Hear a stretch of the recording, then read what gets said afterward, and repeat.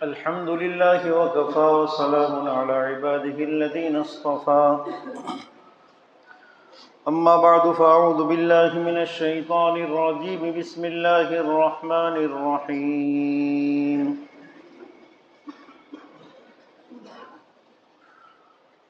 ولا تقربوا الزنا إنه كان فاحشة وساء سبيلا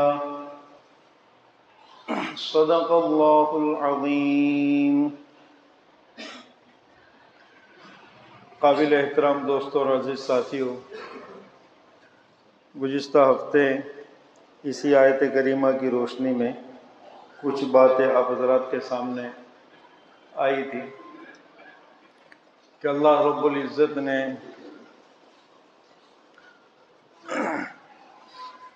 بہت سے گناہوں سے ہمیں بچنے کا حکم دیا ہے۔ قرآن کریم میں اللہ تعالیٰ نے جو کبائر ہیں، جو بڑے گناہ ہیں، اسے اللہ تعالیٰ نے ہائی لائٹ کر کے اس کا نام لے کے اس کو بتلا کر ہم لوگوں کو واقف کرایا ہے کہ زندگی میں ان گناہوں سے بچنا یہ تمہاری آزمائش ہے،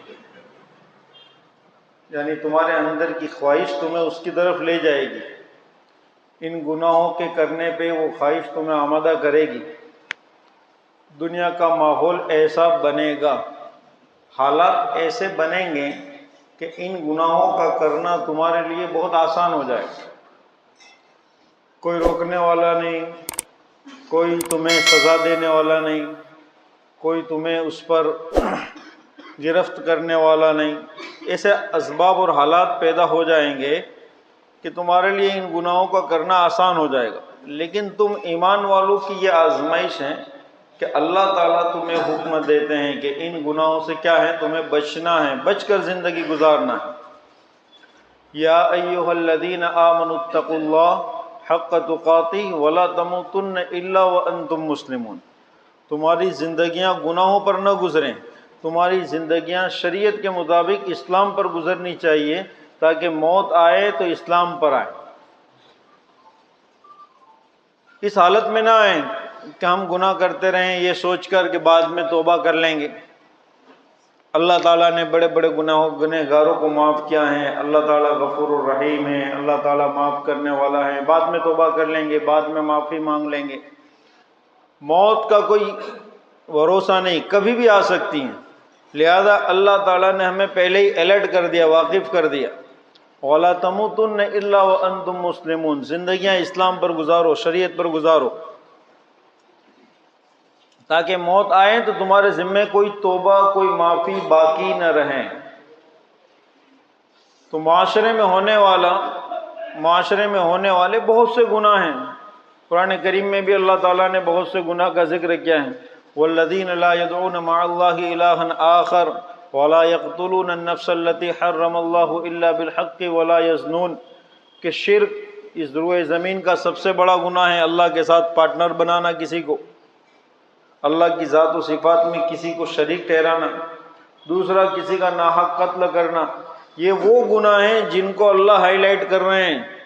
بڑے گناہوں میں سب سے بڑے گناہ ہیں کسی کا مرڈر کرنا، زنا کرنا،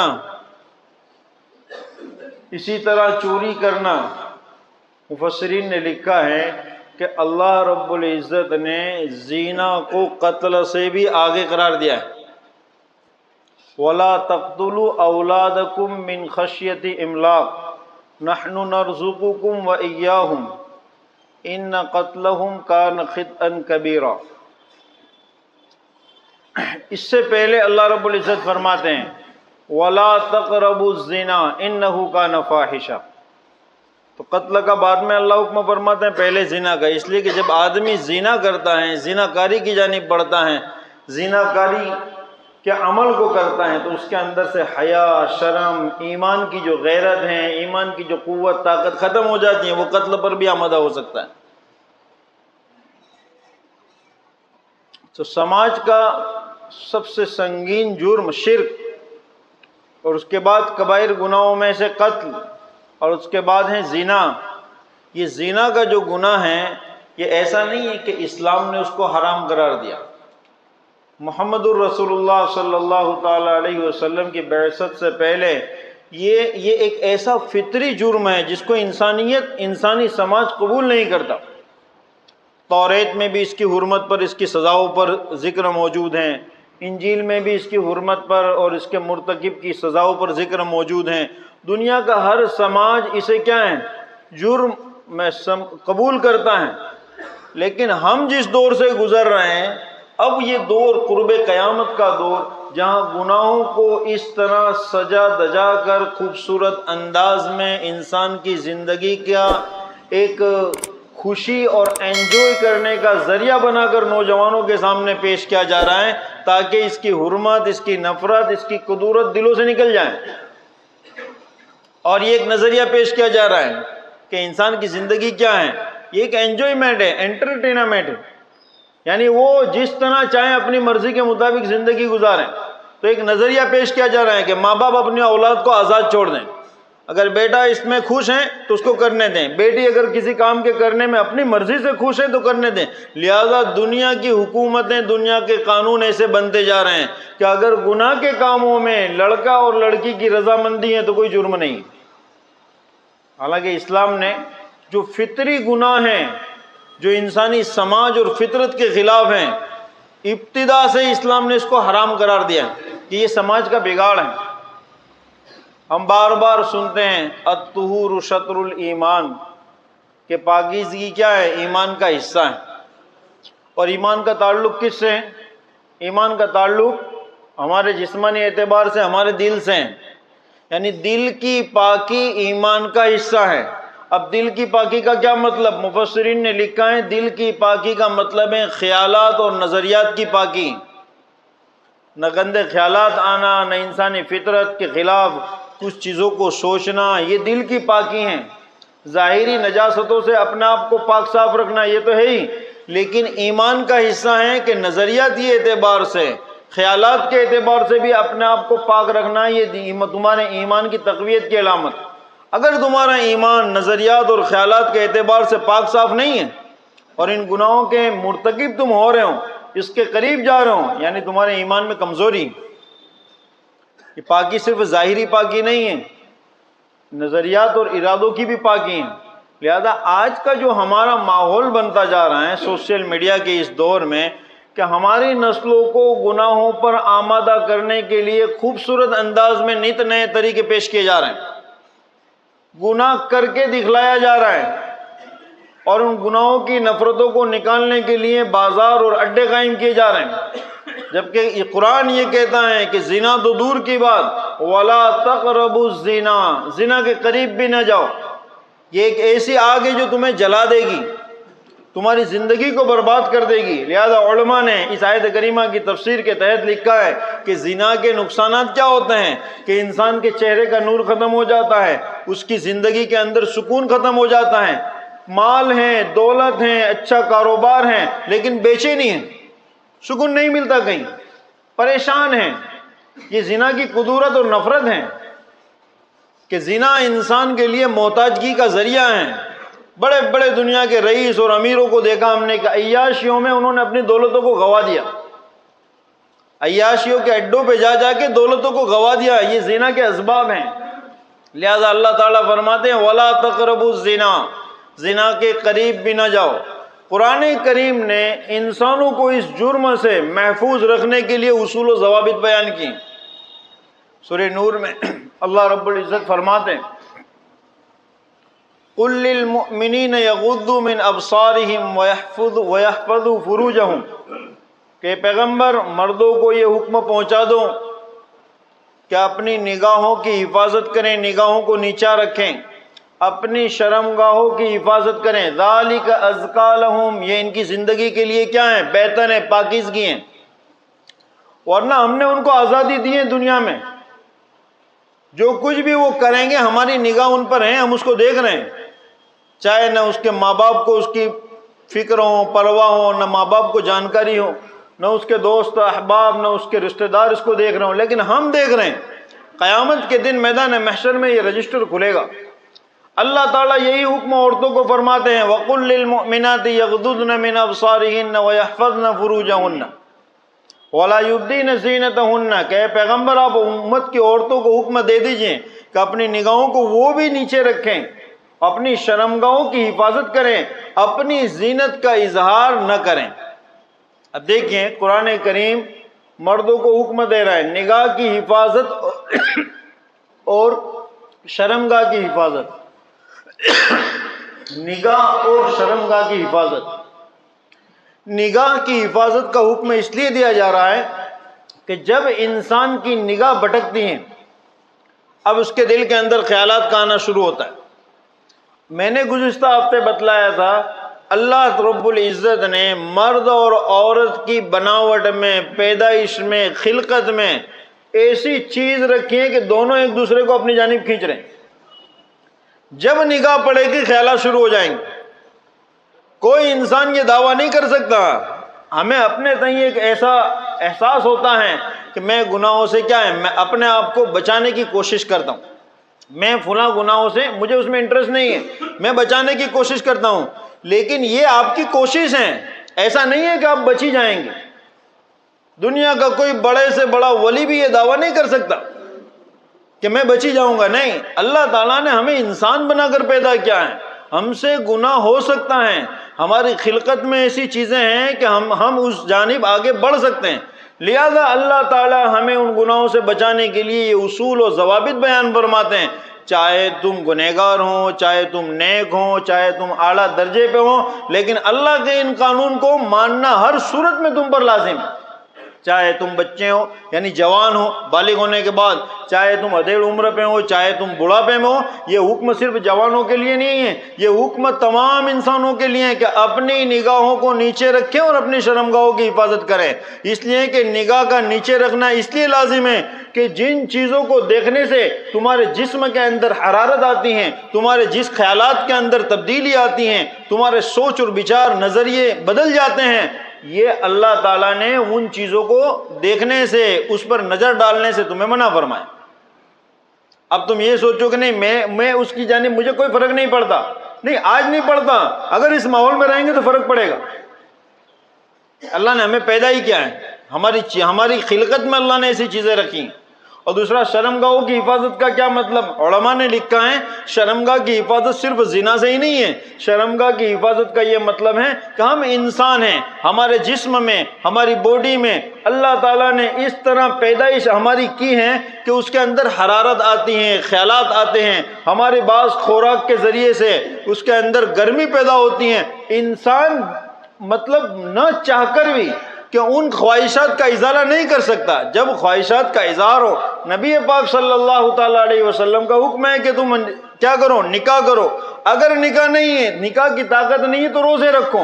اگر یہ دونوں چیزیں نہیں کرتے تو پھر جسم ہے تو خواہشات تو ابھرے گی، اب خواہشات ابھریں گی، بد نگاہی کی جانب آپ جائیں گے، بد نگاہی آپ کو زنا کی جانب لے جائے گی۔ لہذا حکم دیا گیا کہ اپنی شرمگاہوں کی حفاظت یہ تمہاری ذمہ داری، یہ زنا کے ذریعے زنا سے بھی حفاظت، اور اسی طرح شرمگاہ کو جن جن ذریعوں سے استعمال کر کے انسان اپنی خواہشات پوری کرتا ہے ان تمام چیزوں پر شریعت نے پابندی لگا دی۔ زنا صرف اسی کا نام نہیں ہے کہ مرد اور عورت، لڑکا اور لڑکی ملے بغیر نکاح کے، یعنی دو نامحرم ملیں اور منہ کالا کرے، اسی کا نام زنا نہیں ہے۔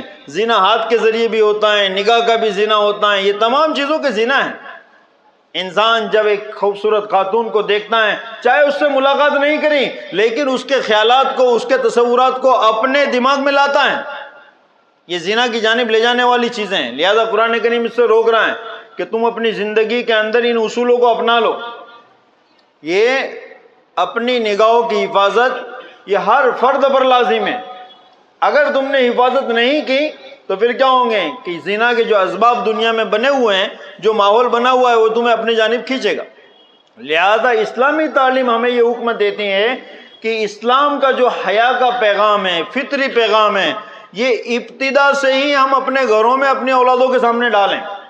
آپ دیکھیں کہ جن گھروں کے اندر جو ماں باپ اپنی اولاد میں حیا ڈالتے ہیں، انہیں بچپن سے بتلاتے ہیں کہ کیا گناہ ہیں اور کیا ثواب ہیں، اب وہ بچے جب بڑے ہوتے ہیں تو گناہ سے بچتے ہیں، انہیں ندامت اور شرمندگی ہوتی ہے کہ نہیں یہ کام انسانی حیا کے خلاف، یہ کام گناہ ہے۔ لیکن جب گھر کے اندر ہی ایسا ماحول ہو کہ اس میں شروع سے ہی ابتدا سے ہی حیا نہ ڈالی جائیں، انہیں شارٹ کپڑے پہنائے جائیں، ان کے سطر کھلے رکھے جائیں، جہاں اتنا قریبی اختلاط کا معاملہ ہو کہ لڑکا اور لڑکی، غیر محرم لڑکا اور لڑکی، چاہے قریبی رشتہ دار ہوں، باہر اکیلے ٹہلنے جائیں، باہر گھومنے جائیں. آج ہماری برادریوں میں، سماج میں آج بھی بہت سی جگہ اس طرح کے رواج ہیں کہ ابھی رشتہ ہوا، نکاح نہیں ہوا، اور لڑکا اور لڑکی کے والدین دونوں کو گھومنے جانے دے رہے ہیں. سمجھدار قسم کی برادریوں میں یہ رواج آج بھی قائم ہے. یہ زنا کے اسباب ہیں. یاد رکھیں، آپ کو اپنی اولاد پر بھروسہ ہے، ناز ہے، فخر ہے کہ میری اولاد ایسا نہیں کر سکتی، لیکن کیا آپ اللہ کے اس نظام کو بدل سکتے ہیں کہ اللہ تعالیٰ خود فرماتے ہیں کہ ہم نے اس کی خلقت میں وہ چیز رکھی ہے کہ وہ اس طرف آگے بڑھ سکتا ہے، وہ اس طرف آگے بڑھ سکتی ہیں. تمہیں اپنے اوپر ناز ہے، بھروسہ ہے، لیکن یہ بھروسہ کمزور ہے، اس لیے کہ آپ کی اولاد میں یہ طاقت نہیں ہے کہ اس گناہ سے بچ جائیں. اللہ نے فطرت میں، پیدائش میں یہ چیز رکھی ہے، تبھی ہم کو حکم دیا. نگاہوں کی حفاظت، شرمگاہ کی حفاظت، ایک نامحرم مرد کا نامحرم عورت کے جسم کے ساتھ ٹچ ہونا اسلام میں حرام ہے، اس پر ہاتھ لگانا حرام ہے. اور آج ہمارا معاشرہ یہاں تک پہنچ چکا کہ رشتہ ہوا، ابھی نکاح نہیں ہوا، لڑکے کے والدین بھی راضی، لڑکی کے والدین بھی راضی، کہ کیا فرق پڑتا ہے، نکاح تو ہونے والا ہے، دونوں کی مرضی ہے، رضامندی ہے تو جانے دو، اتوار کے دن گھومنے جانے دو، باہر ملنے جانے دو. یہ حرام ہے، یہ اسلامی کلچر کے خلاف ہیں. یہ مغربی تہذیب، یہ سوشل میڈیا کا ماحول، یہ اسلام مخالف پروپیگنڈے اور طاقتیں یہی تو چاہ رہی ہیں کہ مسلمانوں میں گناہ اس طرح ہونے لگے کہ اس کی نفرتیں نکل جائیں، مسلمان اسلامک کلچر سے ہٹ جائے. لہذا قرآن کریم میں اللہ رب العزت فرماتے ہیں، اے لوگوں تم زنا کے قریب نہ جاؤ، یہ انتہائی قسم کی بے حیائی ہے. اب ہم اپنے اولادوں کو شروع سے ڈالیں گے کہ اپنے نگاہوں کو نیچے رکھنا ہے، غیر محرم سے پردہ کرنا ہے، تو اب اس اولاد کے اندر حیا آئے گی، شرم آئے گی. لیکن آپ نے ماحول ایسا بنا رکھا ہے کہ آپ کے گھر کے اندر اڑوس پڑوس سے غیر محرم بچیاں آتی ہیں، آپ کے بچے اڑوس پڑوس میں جاتے ہیں، آپ کا ملنا جلنا، آپ کا تہذیب ایسے آپ نے بنا رکھا ہے، پردے کے کوئی اسباب نہیں ہیں، ایک فریڈم ماحول گھر میں دے رکھا ہے. تو پھر یہ حیا اور شرم کو ختم کرنے کے اندر آپ شامل ہیں.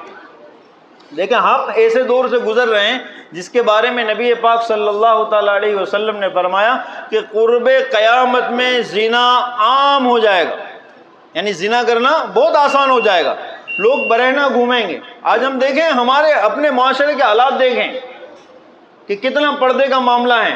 ایک نامحرم لڑکے کا لڑکی سے رابطہ کرنا بہت آسان ہو چکا ہے اس سوشل میڈیا کے دور میں. اگر ماں باپ نے فکر نہیں کی تو یہ زنا کی جانب آگے بڑھ سکتے ہیں. یہ قرب قیامت کا دور ہے. اسی حالات میں اللہ کے نبی علیہ السلام نے فرمایا تھا کہ اس پھیلنے والے گناہ سے اپنے آپ کو بچاؤ. بچانے کے اسباب کیا ہیں؟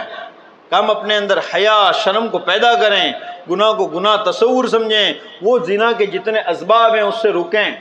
ایک بات کہہ کے میں اپنی بات کو ختم کرتا ہوں. امام بخاری اور امام مسلم رحمۃ اللہ علیہ کو واقعہ لائیں بخاری شریف میں کہ 3 شخص جو ایک غار کے اندر گئے اور باہر سے دروازہ بند ہو گیا. اب جب انہوں نے اندر سوچا کہ اب ہمارا کیا، موت سامنے ہے، تو تینوں نے مشورہ کیا کہ ہم اللہ تعالیٰ سے اپنے ان اعمال کی بدولت دعا مانگیں کہ جس سے اللہ راضی ہوا، تاکہ اللہ تعالیٰ اس غار کے دروازے کو کھول دے.